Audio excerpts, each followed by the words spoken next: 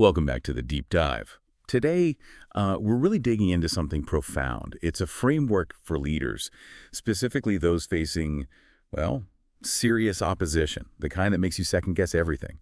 We've been looking at sources all about courageous, faith-driven leadership, and the goal isn't just theory. It's about moving into, actual transformation. Our mission today, pretty straightforward. We want to pull out the actionable mindset shifts, the strategies that help you see adversity not just as a roadblock, but maybe even as fuel. We want to cut through that mental clutter, find the fastest path to meaningful action. Yeah, and that reframing you mentioned, it's everything, isn't it? Most resources, they treat opposition like a problem you fix. But what's fascinating here is how this material just flips that script. It asks, what if resistance isn't a sign you're failing? What if it's actually confirmation you're on the right track? How different would your response be then? Okay, hang on. That sounds potentially dangerous, right? How do you tell the difference? How do you know if it's genuine opposition confirming your mission versus, just solid feedback telling you your strategy is broken or you're messing up? That's the core challenge, absolutely. And the framework insists you use spiritual discernment alongside practical analysis. You can't have one without the other. See, opposition that confirms your calling. It usually targets your character, maybe your faith, the very purpose of what you're doing, or as a flawed strategy that leads to objective failures, things you can measure, things you can usually fix. Learning to read that resistance correctly, that's step one. I like that distinction. Okay.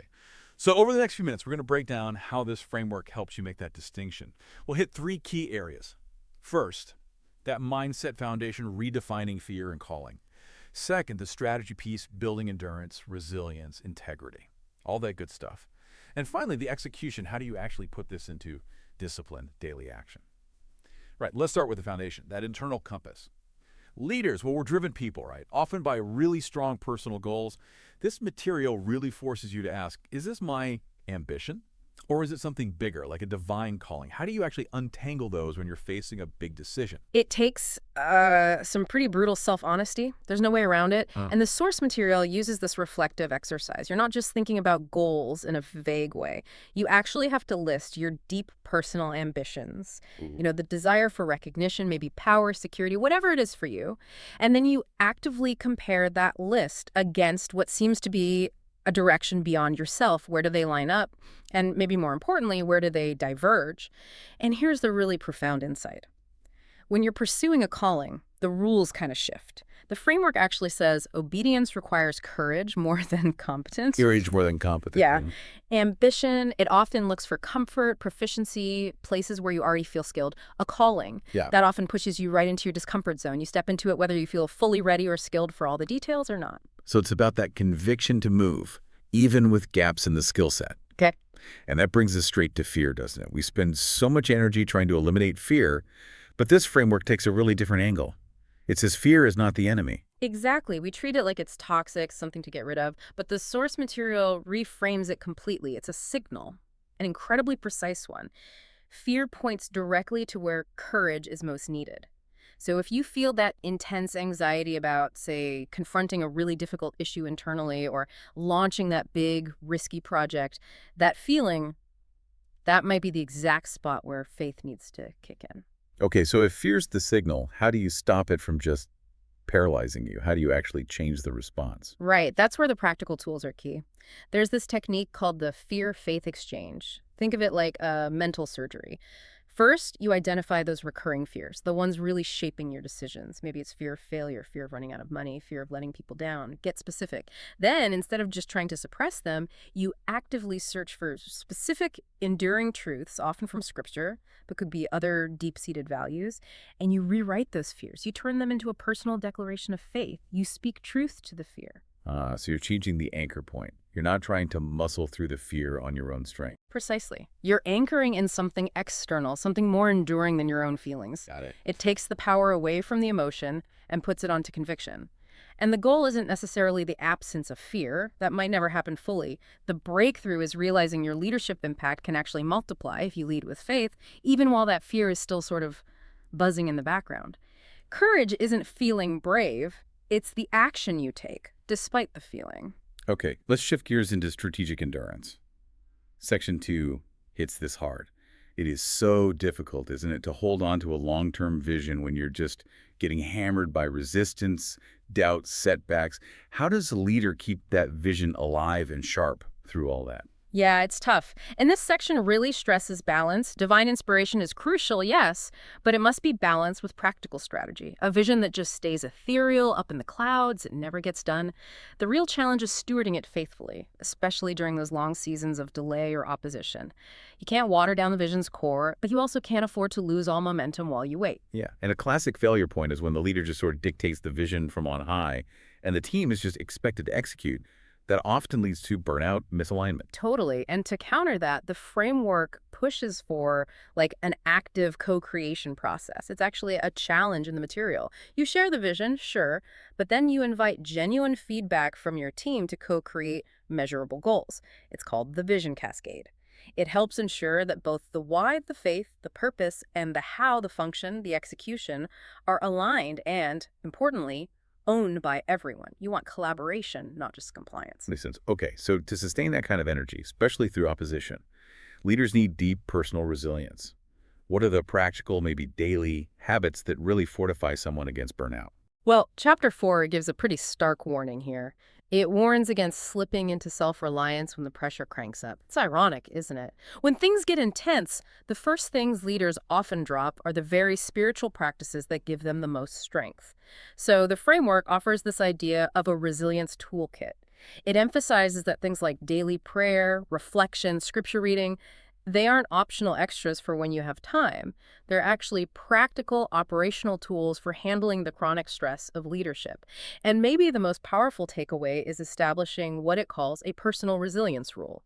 This is a short, absolutely non-negotiable daily habit. Something that centers your mind and spirit before you dive into the day's battles. Think of it like preventative maintenance for your soul. Can you give an example? What might that look like in a really high-pressure job? Oh, it has to be simple and high impact. It could be just 5 minutes of silence right when you wake up. No phone, just quiet. Or maybe reviewing one specific verse or principle that anchors your calling before you even open your email inbox. The key isn't how long it is, but the commitment. Doing it first before the noise floods in. It ensures you're leading from a place of center, not just reacting all day. That consistency sounds like the critical piece. Okay, finally in this section, let's talk integrity. When resistance gets intense, the pressure to compromise, to take shortcuts, maybe bend your own rules for expediency, that must be huge. It's immense. And it's the moment where, frankly, a lot of otherwise good leaders stumble. The source material is really uncompromising here. It argues the cost of compromise is just too high for the leader's own integrity and for the culture they're building. It requires cultivating like an absolute culture of truth and accountability. And the actionable tool is something called the integrity audit. It's pretty direct. You have to identify 3 core non-negotiable values, things you simply will not compromise, even if it means failure or guarantees success the other way. But here's the mechanism that makes it stick: accountability. You're required to share this specific checklist, these non-negotiables, with a trusted mentor or maybe a peer. Why is that external check so important? Why not just keep it to yourself? Because compromise rarely happens in a big dramatic moment. It usually starts small, with internal rationalizations. Little arguments you have with yourself that sound perfectly reasonable when you're under stress. That external check, it pierces through the rationalization. By saying your non-negotiables out loud to someone else, you build this protective firewall. It's much harder to break your word to another person than it is to quietly break it to yourself. All right, let's move into execution. This is where the rubber meets the road, arguably the hardest part. Chapter 5 really zooms in on decision-making, especially under stress. And the core test seems to be learning to trust God, or the process, in the uncertainty of a decision, rather than getting paralyzed trying to find the single right answer. Exactly. Perfectionism is the enemy of progress here. The source material offers something called the wisdom matrix. It's basically a checklist to help integrate all the sources of guidance for those really high-stakes calls. The secret sauce is the fusion of these sources. Most leaders, they tend to lean too heavily on just 1 or 2 parts of the matrix. Okay, which parts do they usually neglect? Often it's the counsel piece. They might do the spiritual discernment, prayer, scripture, and they might do the practical wisdom, the analysis, the data, the timing, but they skip seeking out trusted mentors or experts who can see their blind spots. That counsel piece is critical. So a failure using this matrix usually looks like one of 2 things. Either spiritual discernment becomes kind of mystical, detached from reality without solid analysis, Or the analysis becomes pure self-reliance without that prayerful centering and humility. It needs all three legs: spiritual discernment, practical wisdom, and wise counsel. That really clarifies it. And it highlights that difference between, say, holy boldness and just being impulsive. Right? Yeah. How do you tell which is which in the moment? Well, holy boldness is informed by that matrix. It's grounded in preparation, prayer, timing, counsel, impulsive reaction. That's usually fueled by urgency, maybe fear or insecurity. It lacks that integrated check. And this leads right into the next big tension the framework addresses: the whole dilemma of waiting versus moving forward. Oh, a strategic patience. Yeah, we often think of patience as passive, just sitting around. But the framework argues waiting can actually be a powerful, bold move. It can be, yes. Yeah. If it's intentional and productive, patience becomes bold when it's not just idleness. The framework actually suggests keeping a timing journal. You track your decisions over time and note how patience or maybe haste affected the quality of the outcome. It's about learning from experience, and this leads to a really brilliant concept they call waiting in motion.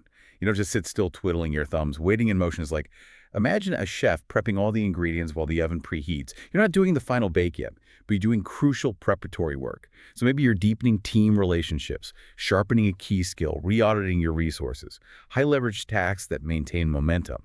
That way, when the timing is right, you can move instantly, without any delay. It's productive preparation. Waiting in motion. I like that. It completely reframes waiting. Okay, this brings us to the final crucial piece. How do you wrap all these principles into a sustainable system for courageous daily action? How does the framework help you turn all this great knowledge into, like, a practical, repeatable to-do list? Yeah, this is about translating the big ideas into Monday morning reality. It forces the leader to cut through the mental noise and define clear, tangible next steps. The system starts with capture and clarify. Simple but powerful. Write everything down. Every commitment, even those invisible ones like, I need to encourage my team more, or I should mend that strained relationship. Get it all out of your head onto paper or a screen, then categorize it. Is this action now? Is it waiting for something else? Or is it a someday maybe? Just doing that frees up so much mental energy. Second step, define next action. This is critical. You have to turn vague intentions into concrete verbs. Build stronger team culture isn't an action item, but schedule a 30-minute one-on-one with Sarah this week, that is. Courageous leaders move from someday to day by defining the very next physical action required. And then the ultimate filter for daily focus, the courage task. Every single morning, you identify the one task, just one, that if you accomplish it, will most significantly advance your core vision or calling. It might not be the most urgent thing screaming at you from your inbox. It might not be the easiest or quickest, but it's the most important in terms of purpose. And the commitment is to tackle that single high-impact task first, before the day runs away from you. It ensures your daily discipline serves your deepest priority, not just immediate demands. Wow. Focusing on that one courage task first could really change the whole trajectory of a day, couldn't it? Okay, as we wrap up, the framework pulls back for the long view. Legacy. The legacy of courage. Yeah, it pushes leaders to think beyond the current quarter, beyond the current crisis. It asks, 20 years from now, what character traits, what principles do you want people to remember most about your leadership? And it shifts the focus from just personal success to broader significance through what it calls leadership multiplication. Yeah. Which basically means intentionally mentoring others, equipping them to lead with these same principles of courage, faith, and obedience. It's about ensuring the positive influence continues long after you're gone. This whole deep dive really underscores that courageous leadership isn't some innate trait you either have or you don't. It's forged. It's built through consistent daily practice, that honest reflection we talked about, and just faithful refinement over time. It's active work. It absolutely is. It's a discipline, not just an idea. And maybe the final thought to leave with is this. As you start applying these practices, you might begin to see that the adversity, the opposition you're facing right now, maybe it's not just your burden to bear. Maybe, just maybe, it's your divine appointment. That is a powerful, challenging thought to carry into the week. So here's the encouragement. Take that first step. Based on everything we've discussed, identify just one courageous action. Maybe it is defining your courage task for tomorrow morning.